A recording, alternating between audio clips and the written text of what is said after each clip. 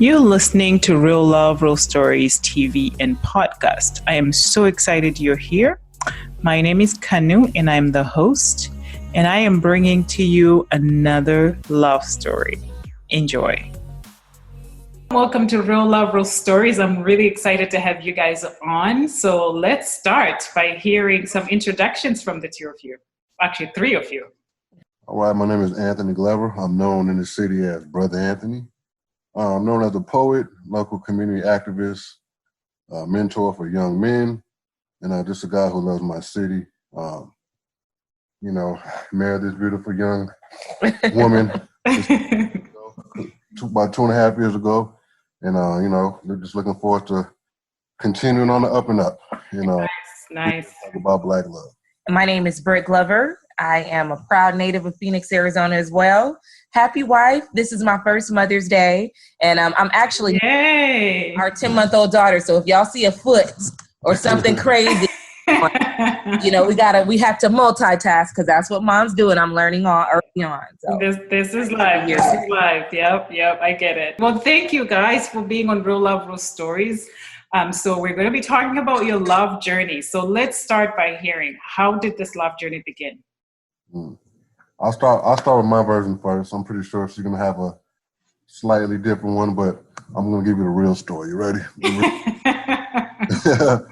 Wow. Well, we started off as friends. A lot of us know that we was even, just associates. People I know in the community. I rubbed shoulders with her a couple times in 2015. Didn't really know her too well. Just knew her. I knew she was very vibrant. She liked to talk, and I seen her in a couple of community events. And I kind of left it at that. And I think about a year later, I had an event of my own in the city called Election Sunday. And it was an event to pay homage to all the sisters in the city.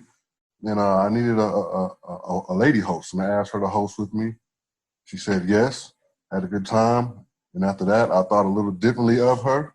And then, about a year later, there's another opportunity where I was asked to host a fashion show. And nice. And I had the opportunity to have a co-host. And I said, you know what? I know somebody. And I called up Britt again to host this with me. We did a great job. It was amazing. And after that, I was like, you know what? I gotta make this lady my girl, man. She was so amazing. We had such good chemistry. I wanted to see if we could, take it further. And here we are now. Now, very important pieces, though. Of course. Okay. Of course. Okay. Now, I actually, we ended up being random Facebook friends. I had no idea who this guy was. You know how you just have a random person on your friends list. And I would always see him and I thought, oh, wow, he is really cute. Shoot my shot. And so I slid in his DMs and I said, I love the things that you talk about on your page about empowering the community. I would love to sit down and have coffee with you one day. Oh. That's how we originally met. And we sat down that day. We had a quick little 30-minute conversation. And in my mind, I was like, he's cool. Friend zone. Me too. He is too revolutionary. I'm like, he on some Malcolm X stuff. I don't know, but but he's a good friend. So I think we both put each other in the friend zone initially. And so when he reached out and said, you know what, I have this girl, she has a lot of personality. Let me see if she'd be willing to host an event.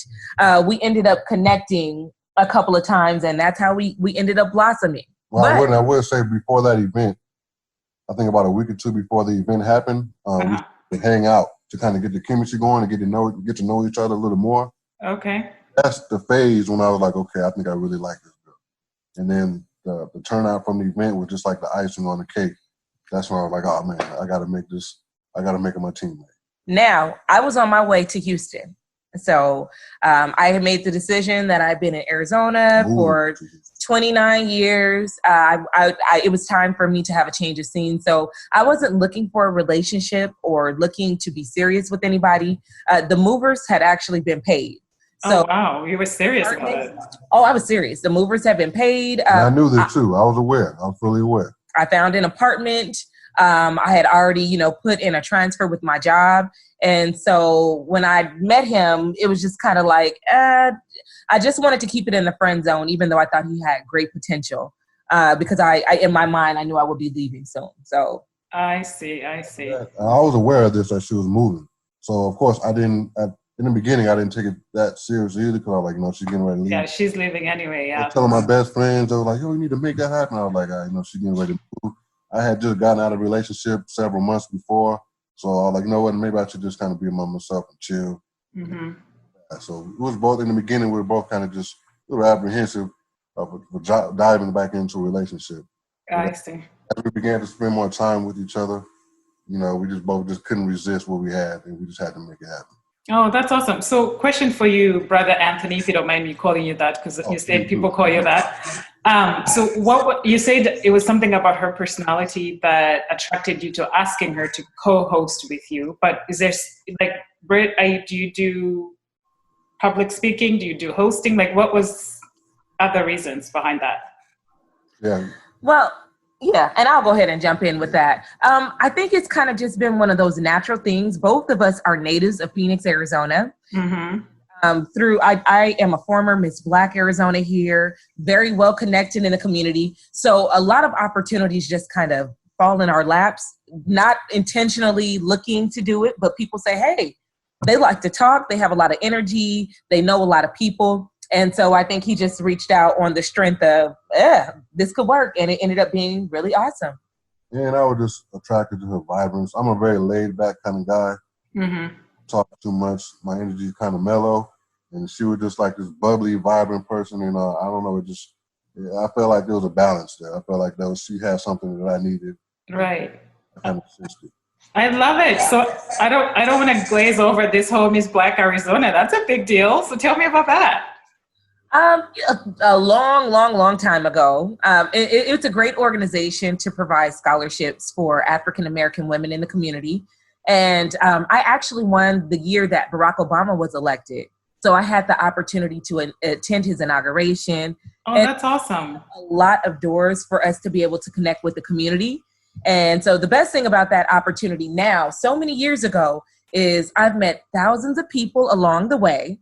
And it's just created a great network of Black people in the state of Arizona for us. So you were on your way to Houston and then you connected, you started co-hosting together. So tell us when, I know you said you started developing, liking each other at that point. So talk to us about did you go on a first date or did that just kind of progress into a relationship? So that was the next stage. This was the stage where we both realized, okay, I like you, you like me, we obviously want to be together. What do we do now? That's when we were kind of like, all right, what were we gonna do? I already had a daughter in the previous relationship years ago. I think when they was 6, 7 years old at the time, maybe 7. Mm-hmm. And so I was being very careful. She was being very careful. And what did we do? We went on a couple dates. Just to the movies. Let me jump in too. I'm going to tell you where it changed for me. Mm-hmm. I went on a trip to Canada because at the time I was all about travel. And I had a travel squad about me and 4 of my girlfriends. And we were all over the world. I'm talking about every weekend from Jamaica to, you name it, we went. And I was doing a lot of heavy traveling. And I happened to be at Black Ski Weekend in Toronto. And so I called home that particular weekend just to check in and see what he was doing. Hey, what you up to? And he said, I'm at your mom and dad's house. What? Now, here I am out the country at Black Ski Weekend and you at my mom and dad's house. So what are you doing at my mom and dad's house? I just, pulled up, check on them and see how they were doing. That's so sweet. And I'm sitting here thinking, this is insane. I called my mom and my mom said, Britt, now, I try to stay out your business. I can't tell you what to do. You done brought a lot of guys home. I would marry that one. Wow. Mother's approval right away. Yeah, he wasn't even my boyfriend. We were just hanging out and kind of doing some casual dating. But my mom said, I would marry that one. And so I kind of started looking and thinking to myself, I'm trying to move to Houston for the opportunity to have a better pool of Black men, to find different job opportunities, to do all the stuff that is just happening for me here in Phoenix. There's no need for me to move. Like the man that I'm looking for, this life that I'm looking for just happened to start developing before my eyes here. And so I looked at him differently and really prayed on it. And from there, he became my boyfriend. Oh, that's so Next. beautiful. Let me get some back on that, because that was a little later when I officially made it happen. Mm-hmm. I went to her parents' house. I already met her parents. She invited me over for Thanksgiving. As a friend. Yeah. So I already met her parents. I met her brothers. I met her family. It was beautiful. We already had spent a lot of time going on dates and hanging out. So, I was ready to make my move. And I made my move when she went on a ski trip. She went out of town on a girl trip. And like I said, I met her parents already. I knew where they lived at. So I decided to take it upon myself, not to tell her, to drive to her mom and dad's house just to see her dad. So I wanted to sit her dad down, look him in the eye, and, say, Mr. Bryant, these are my intentions with Britt. I plan on, making her my lady. And this is what kind of guy I am. I give him more background of who I am, where I come from, what my future plans are, my goals are, my intentions. And I laid it all out. Wow. Then I invited her mom to the table, and I said the same thing again for her mom. First, I wanted to talk to her dad. And she didn't know none of this. Wow. That's just me being raised by a Southern man, and just those kind of values I picked up spending a little time in the South. I always knew that I was going to do that. And I was married, the person I was going to marry. And lo and behold, her dad and her mom said, "You have our blessings to, make her your girlfriend." Because at this time, she's just my girlfriend, not my wife yet. This was just to make her my girlfriend. Oh, that's so awesome. Yeah. So she got the word of what I did. I guess her mom was, supporting. And I didn't even know he had asked for, permission. That my parents had not communicated. Yeah. And I just wanted them to know my intentions. Before we even started our journey, I wanted them to know at the gate, this is who I am, this is what I'm about, and this is what I plan on doing. Just to kind of, put anything at ease. If there's any kind of thoughts, words, or anything like that, I just want to let them know. So if there's any ladies watching this, okay, the man that is serious about you will make his intentions clear. Yes. Sit around and wondering what this is. I don't know what kind of date. And when he's serious about you, he will make his intentions clear. And it might not be going to your parents and asking for a blessing, but at least you should know where the relationship is going. You stated exactly how I would. That's like when he knows he wants you, there will be no doubt in your mind, and he would do whatever it takes to get you. So that's a perfect example of that. And I'm smiling so much because I love hearing that. It's like there's no question at all. So you're keep in mind, around this time, I'm 30 years old, 31. 30. So at this point, as a 30-year-old male, with the child already, I was dating with a purpose. I was very intentional, so I wasn't about playing the game. So, when I realized that I wanted her to, be my lady, I had to grab her by the horns and take it very seriously and pull out my best move to show that I was serious. Because that's the move I had to make. I love it. So, Britt, you're skiing and you're like, let me jump on the next plane and go home to him. And get home to my booski. And from there, just to kind of fast forward now, that was January of 2017. So this is crazy. I would not recommend this to anybody on paper because it's going to sound insane, right? So we moved in together in May. He proposed in May. We bought a house in July and we got married in December of that same year. Wow. So he went from my boyfriend to my fiance to we purchased a home till we actually got married. And but yeah, all of that happened within the same year. We did skip a good part. What? While we were dating, like in the very, very beginning, one of our first big dates was we took a flight. We took a little vacation to Dallas, Texas. We decided to fly to Dallas together. And, not too many people while they're dating take flights together in that area. Right. It was different. So, we were still dating, and we decided to take a flight. And we went to Dallas where my best friends live at. I actually grew up in Louisiana as well. And my best friends moved to Texas, so I wanted to visit them. Mm-hmm. And I haven't seen them in like a decade. So when I seen them for the first time in a decade, she was right there with me.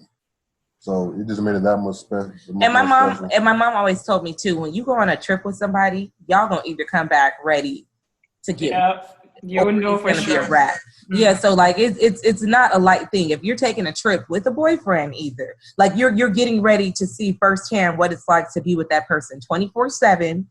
There is no going home. We're actually occupying the space together.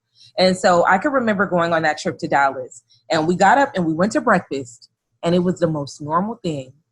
I cannot even describe it was just the most peaceful, normal thing. And he's like, what's going through your head right now? And I'm like, I don't know. This feels normal. Like I want to have breakfast with you every day. Oh. So I think that when you really meet God's best for your life, the person that is really going to add the most value to your life, it's going to be effortless. It'll just work. You'll feel peace about it. And that's one of the things that we look forward to now. We get up, we have our coffee together, we have breakfast together. It's just one of the things that I just cherish doing now as a couple. That's so awesome. I just love it. I love it. And, you talked about God, and that's something that's very important to me too, is to, when God sends you that person that you're supposed to be with, there's no question at all, what his intentions are. He would do whatever is necessary to make it known that this is the person I want to spend my life with. This is the person I want to have coffee with. So that's beautiful. But you have a choice. You have a choice. So you have to decide who's God's best for your life is going to be. It's not going to be, there is not one specified person. You have to figure out your own morals and values and what's important to you. Oh, absolutely. And I think he can give you peace about a person, but there's not one person that, that you could end up with. It's ultimately up to you. Right. So that's actually a good point. So let's talk about that a little bit. So you were planning on moving to Houston, and you were literally on your way out. And you went looking, really, I think, at that time. What were some of the things that you had done prior to that to sort of, to set yourself up for love? Well, in my 20s, I actually started a Christian blog, and it's still up. I don't write on it anymore, but I leave it up because I believe it's a great resource for single women. Mm-hmm.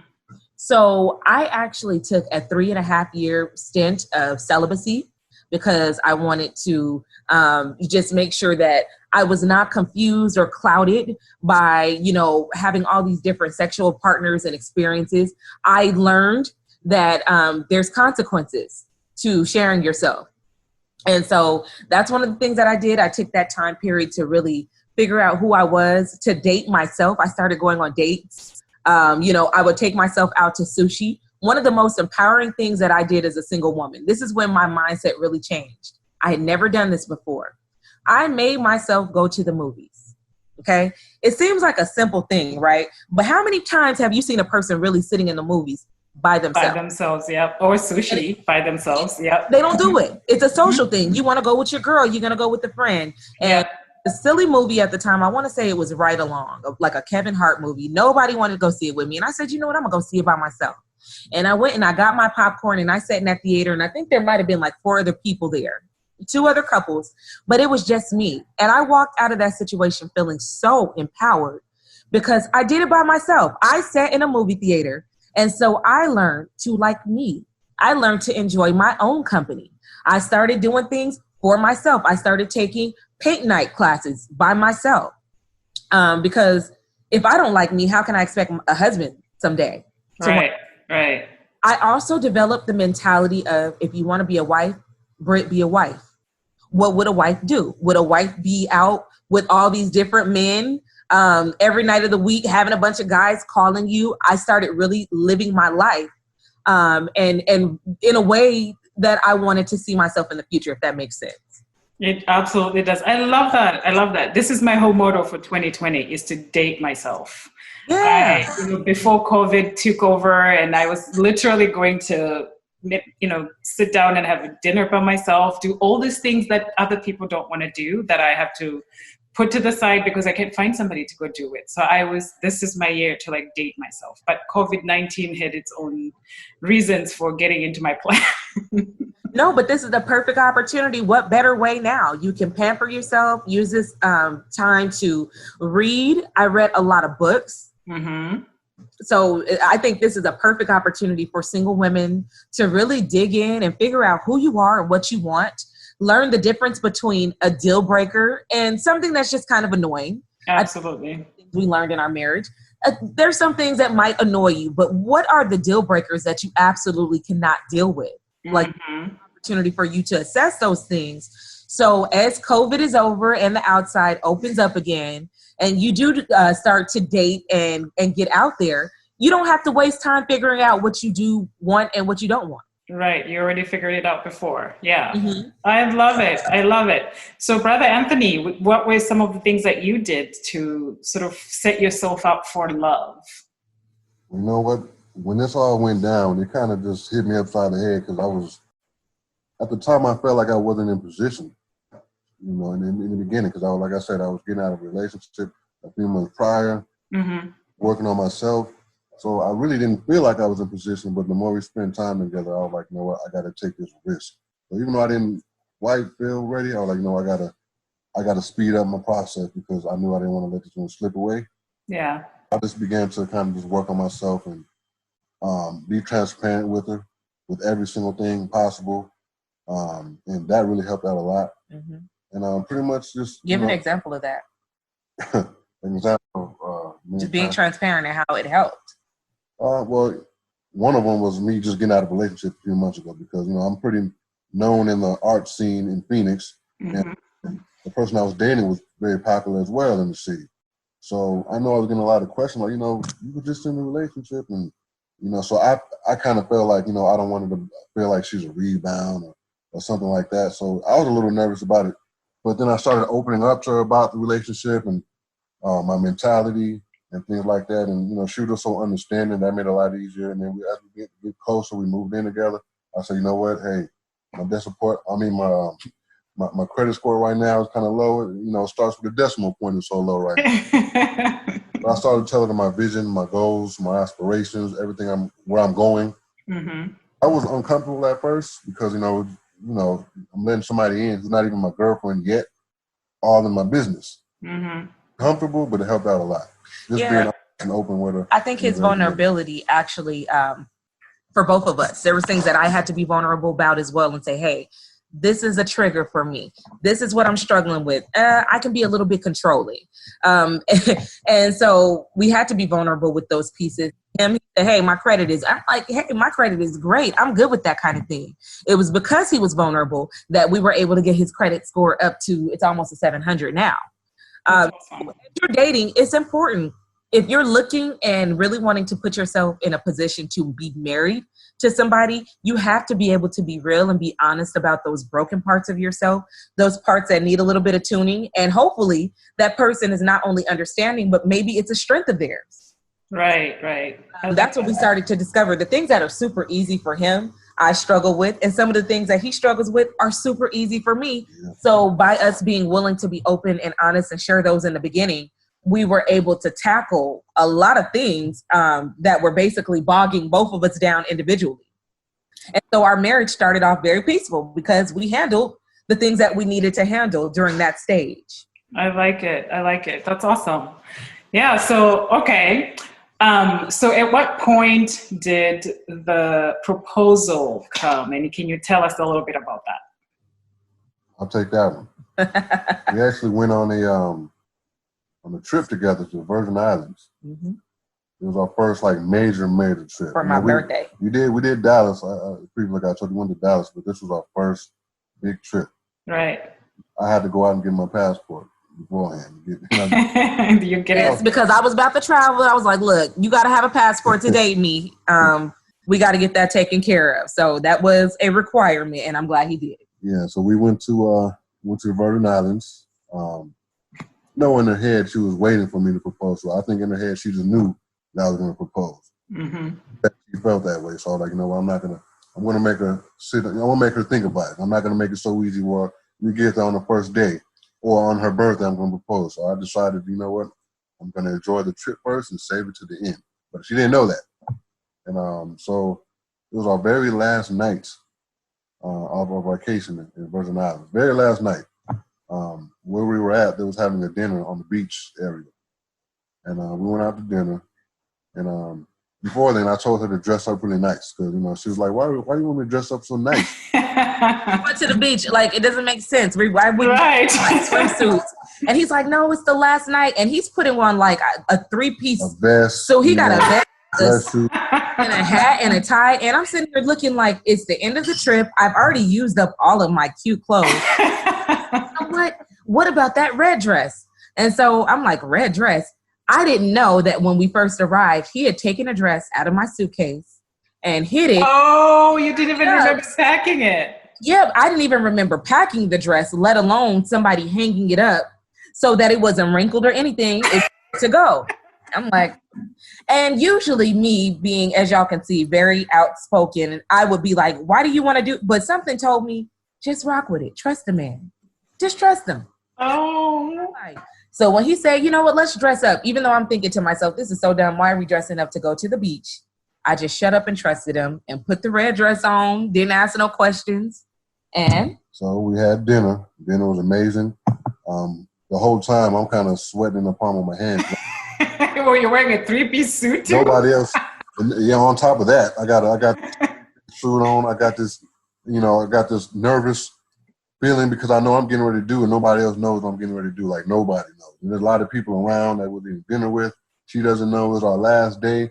So and he's checking my nails too because I already don't you propose to me if my nail is looking. So, he's, oh yeah, your nails lasted through the whole trip. And I'm like, you're right, I didn't break a nail. So he's probably checking off all these little things.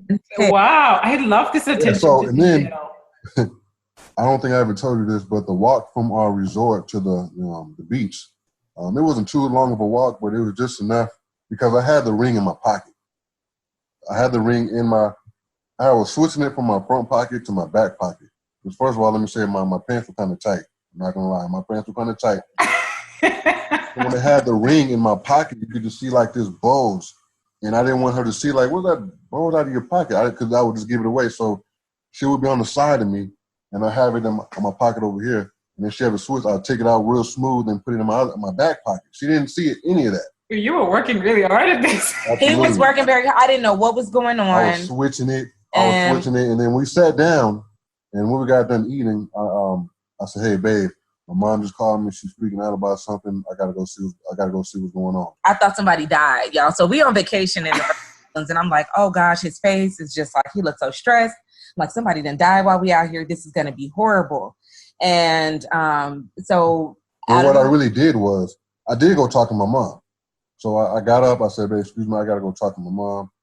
What I really did was, "Hey, Mom, I'm getting ready to do it. It's going down." Oh. She thinks I'm talking about something else, but I just want to let you know I'm getting ready to do it. I'm nervous as hell, but my mom said, "Well, you got it. Do it. I'm happy for you. Congratulations in advance." I said, "All right." I hung up the phone. I sat down, and I had this look on my face of, sadness. So she thought something happened. So she was like, "You okay?" And I was like, there's a lot going on back home, that's all. And then I asked if I could talk about it. So I took her hand, and we walked to the shore, the beach shore. And I was getting ready to kind of open up with what happened back at home. And then he said, I really enjoyed my time with you this week. And I said, I enjoyed our time together too. And he said, I want to do this for the rest of our lives. And so the next thing I know, I look up, and there's all these people with their cell phones standing around because I'm guessing they're figuring out what's going on. He's on his knee at this point and the sun is setting. And, that's when he made his proposal, and it has just been smooth sailing ever since. Oh my God. So were the people on the cell phones in on it too?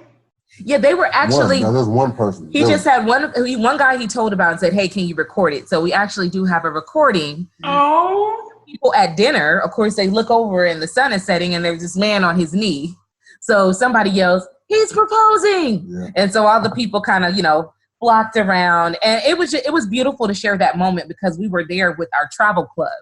So I see. The travel club that we were in at the time was actually there. So it was very, very special. And I had called myself putting a time limit on him. Like, listen, we're not going to be in a relationship for 3, 4, 5 years, and I don't have no ring. You got a year, okay? At this point, we're living together. This is a special exception basis. I'm letting you know at the end of this year, if you have not made a move, then I will be leaving the relationship, and I'm not talking about it. Like, we're not going to sit up and negotiate. You got a year. I think she said, I think it was 2 years, but it didn't mean nothing to me because I knew he had already bought the ring. What? And I knew. Wow. said this in the beginning, but I know in my head 2 years. I know I'm gonna know what I know in 2 years. You know, I'm 1 year. So it didn't mean anything. And they're like, oh, that's nothing. So I kind of just like, whatever. That's so beautiful. That's so beautiful. So initially, before you started dating, though, you went and talked to her parents. So when you were proposing, did you do that too, or? Yeah. So we also went to Vegas with her parents because her parents like to go to Vegas every year, and they invite the family. And I went as her boyfriend. And this was actually before I proposed. So we went to Vegas with her parents in March. Yeah, March. And me and her dad went down to play some slots, play some games on in the casino. And I said, hey, Mr. Bryan, I know last time I had this serious talk with you about me dating Britt and everything like that. So, I got to talk to you again. This time it's a little different. Now my plans is to marry Britt. And he immediately said, you know what, Anthony, you got my blessing too. Like you don't have to. He said, you got it. Like he said it so confidently. It meant a lot. He just said, you know what, you got it. You got my blessings. Congratulations. And that was all he had to say. We didn't have a deep talk because he kind of made his mind up that he liked me. So that made me feel real good. So I did that before I even married him too. That's so awesome. It sounds like your mom knew too, because she said congratulations in advance. That's somebody who knows she's going to say yes. Oh, yeah. Yes. My parents love him. They absolutely, and I love his parents. We have a very unique situation where his parents have been married for 25 years? Yeah. And my parents married 30 years. And so that was another difference. Both of us have an example of Black love. We both have an example of parents who have been married. And our mothers are both married to our stepfathers, but they've been married. We grew up in a household where we got to see, wow, that's awesome. Relationship. So that's been a difference for us as well. Oh, that's beautiful. So speaking of family, let's talk about that. So Brother Anthony, you came in with, is it a daughter? Yes. So how has that been like, forming a family? You now have your child of your own. Right. Well, I'll be honest. When we initially started dating, I was a little apprehensive because I was like, I don't date men with kids. I don't have no kids. I don't date no man with kids. He's going to have a baby mama. And in my mind, I had determined that he would not be a good spouse for me just because he had a daughter. Mm-hmm. And so as I prayed about it, I had to come to the conclusion that my mother married my stepfather, and he ended up being the best thing to ever happen to me. So how dare I, growing up in a situation with a step parent, now discount somebody and make them feel like they're not good enough to be in a relationship with me because they have a child. So that's initially what I had to, process and deal with myself. And his daughter ended up being the biggest blessing. Her name is Renee. She just turned 11 years old. But what it allowed me to do was I was able to see firsthand how he parents, what kind of father he is, even though it didn't work out with Renee's mom, what kind of co-parenting situation. Right. So the reason I married this man and we have children and it doesn't work out, I already get to see firsthand, does he have the maturity to be a good co-parenting? And he has a phenomenal relationship with the mother of his daughter. She is a beautiful young lady in nursing school, almost ready to finish. They work well together. It's a peaceful situation. We have utmost respect for each other. And so it's been great. And I know that a lot of it has to do with him. Right. Makes her burden light as many times as he possibly can. He goes above and beyond to be a great father, to make sure that she has everything she needs. And she does as well. She goes above and beyond as well to make sure that everything is just peaceful and compromising and makes sense. And they're doing the best for Renee. So it's been great. I think we have a great example of a co-parenting situation done right, largely because my husband has a great relationship with the mother of his daughter. That's beautiful. I like that. Yeah, not many instances when, I'm going to call it loosely blended family, when, you see things working out so perfectly as you're describing. So kudos to you guys for all that you do to, show love and support to your kids, right? Because they see that what you do is an example. So. Right. Yeah, that's awesome. That's awesome. So you've been married how many years now? We're going on 2.5. Yep, it'll be 3 years in December. All right. So I always love to ask my couples this, What are some annoyances that you're dealing with in living together? Just one each. For me, I think a lot of it is the whole men are from Mars, women are from Venus situation. Well, I think a lot of it's the general thing, like, the general thing to hear about men and the general thing you hear about women. Sometimes as a man, I might not be so in tune with my emotional side or empathetic side, I guess you could say. I can be a little, what how would you describe me, Ben? I think just he's a man. He doesn't think with emotion. Sometimes it's just direct. He's more of a logic-based person, whereas I'm like, wait, that hurt my feelings. So sometimes that could always be an issue. But I would say for me, I've learned, and this is my own personal growth as a wife. Sometimes Anthony wouldn't do something, and instead of me just telling him that he wouldn't do it, I would just make these passive-aggressive, oh, I'm going to bed early. Instead of just saying, hey, babe, that hurt my feelings. Right. Say, oh, I didn't realize I hurt your feelings. So I think it's important for us to just be direct and be honest with each other, because we can't correct what the other person doesn't know. Like he's not a psychic. Right.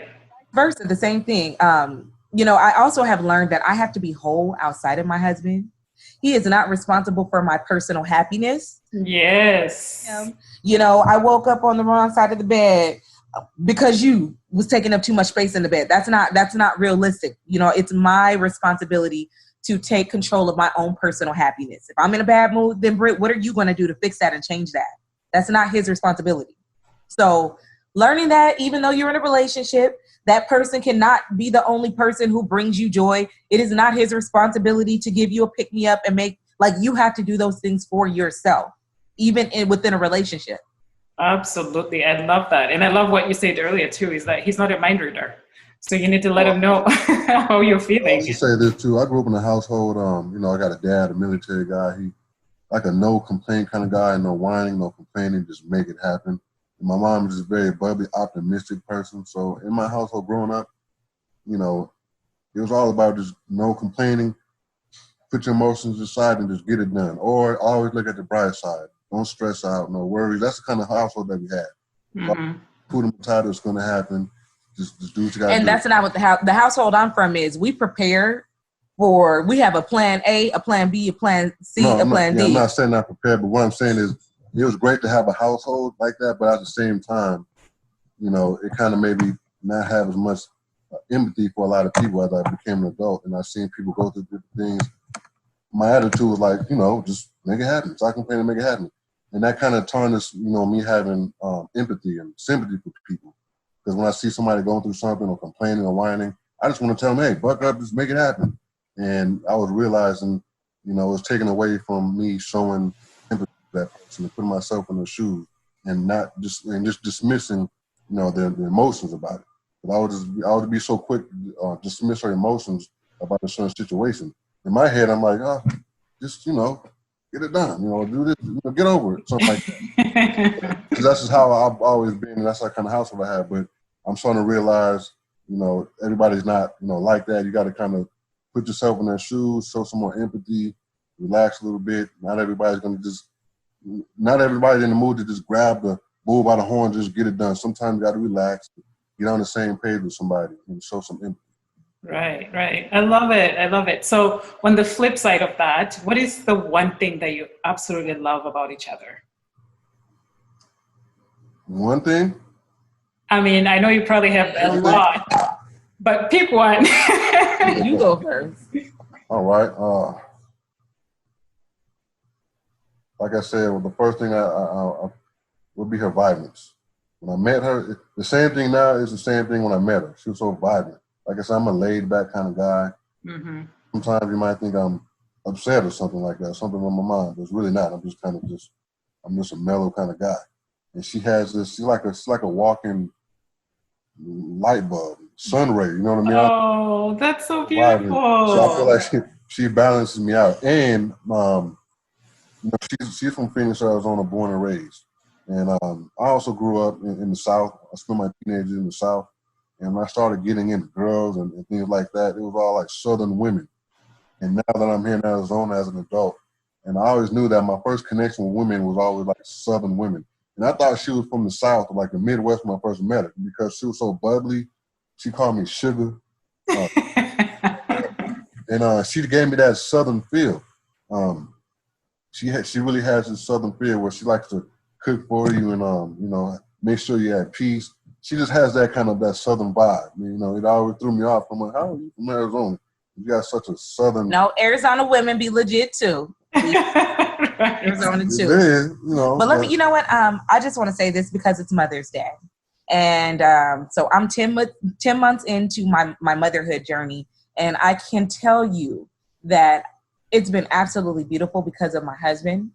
That first 6 months, every night he would give me 1 hour to do whatever I wanted to do. He would take the baby, watch TV with her, and usually I would just be able to take a shower for like 58 minutes. A Rice Krispie treat. But for any woman who's ever had a child, how crazy that time is. And so my husband cooks. I don't think I've washed the dishes once. We've been in this house now for 2.5 years.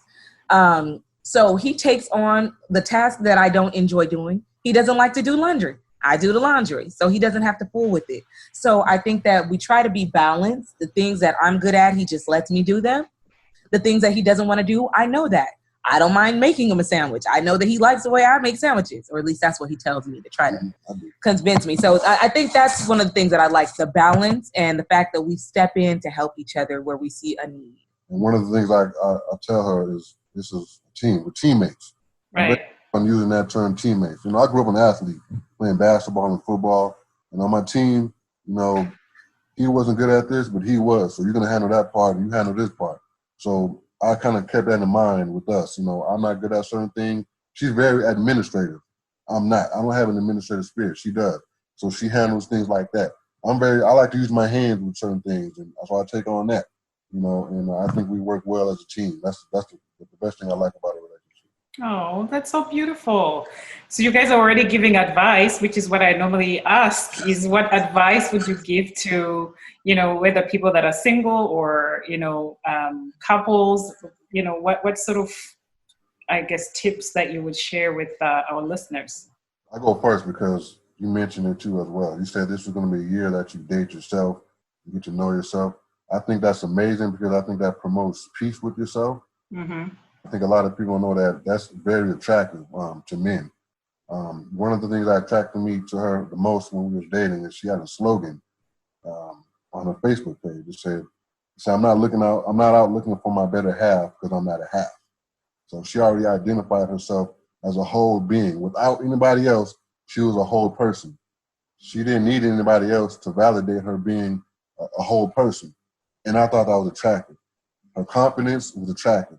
So these are the type of things that men look at. They're like, wow, you know what? She's not looking for a man to come and just save her. Right. It's a big response. She's already at peace. She's happy. She's somebody I can add on. I can add on to her happiness rather than, come in and it's up to me to make this woman happy and, make her life this big ideal situation for her. She's already a happy person. And I want to say something with that. To the singles who are watching, I love that example that you just gave, babe. Think about it like this if you're single, right? So let's say you have this cup, okay? And it's halfway full. The man is halfway full. And you got the woman, and she has a cup that's halfway full. Well, when y'all come together, y'all barely making it. But if the man comes full and the woman comes full, everything you have when you come together is going to be overflow. Oh, wow. So I like that. It's going to be overflow. I don't want to just be barely making it. I don't want to live check to check. I don't want to just have an okay relationship where I'm just with this person to say I'm in a marriage just to say I got a man. I want my life to be overflowing. I want to travel. I want to build a legacy. I want to have children. I want to create, generational wealth and break generational curses in both of our families. So we knew that was very important for me to be whole and for him to be whole. And so to the women specifically, if you want to be a wife, sis, be a wife. And you know what being a wife consists of? Cooking. Take a cooking class. I went and got some cooking classes because I didn't know what I was doing. So who was a chef. And on Thursday night, she would come in. Start doing things like that. Getting your finances in order. Pay down your credit card debt. There's no reason for you to have all this debt. I didn't want to come into the relationship as a burden. You know, we were able to purchase a home because we made sure we handled those things before. So this is the season, even if you're dealing with COVID, use this as an opportunity. Lose the 15 pounds you want to lose. And it's not just about the weight. It's about how you're going to feel, sis. You know, you don't feel your best. You're right. Control. You need to do those types of things now, so that when you get in partnership with somebody, it's just an overflow. Oh, that is so beautifully said. I love that. Get in position. Pretty much what we're saying is get in position. You might not have that man or that woman yet. Just get in position. So when you do, you know, be more prepared. And to couples, if you're a couple, I would say my advice, and one of the things that my husband practices, we believe in a village. We don't have all the answers. In fact, we're the youngest people in our village. And so we have a couple of couples that we trust, that we can go to. When we're going through a rough time, you don't want everybody in your business. Don't take it to Facebook. You need to get yourself a solid couple of brothers and sisters in your life that you can go to and consult and say, hey, this is what's going on. Am I wrong here? Am I making sense? People who are going to give you sound judgment. That is very, very important. And we also fellowship with those couples once a month. Before COVID happened, every month we would pick somebody's house and we would do a potluck style, and you just get together and you laugh and you talk and you're building that sense of community and love, because it's very important for you to see that there's other couples who have gone through it, who've dealt with infidelity, who've dealt with, a child being sick or maybe a loss of a home. Life is happening, but we can come together and still bond over the fact that we desire to build a strong Black marriage. So get yourself a village. I love it. I love it. Wow. What a beautiful interview. I am so, so grateful that you guys took time to share your story, to share tips and suggestions and all that. I am so grateful. So is there a way that people can connect with you that you would like to share with the audience? The usual: Facebook, Instagram, Brother Anthony. On Facebook, my name is actually Anthony Glover. Then I have Brother Anthony as my nickname. And the Instagram, Brother Anthony. And you can find me on Facebook under Britt Glover. And my Instagram is Brittany, BRIT_TUH_NAY. Awesome. And I think I will include that in the show notes as well, so people can easily click and connect with you guys. With the Glovers. Yeah. Oh, awesome, guys. Thank you again for being on Real Love, Real Stories. I really appreciate your time. I love your story. And we love what you're doing. We wish you peace, success, happiness, love, joy. Thank you so much for listening, and all the way to the end. I am genuinely so grateful. So now you can continue to show your support in a few different ways. The first one is, if you can think of someone who might benefit from this episode, please send it to them. And the second thing is, we all are on social media, Facebook, Instagram, and the like. So please share this episode. And I love it when people tag me to their post. And 3, head over to iTunes. You can leave a review and you can rate this episode. All your feedback is very helpful, and it helps this podcast get visible so others can listen to all these great stories. Thank you so much. Till next time.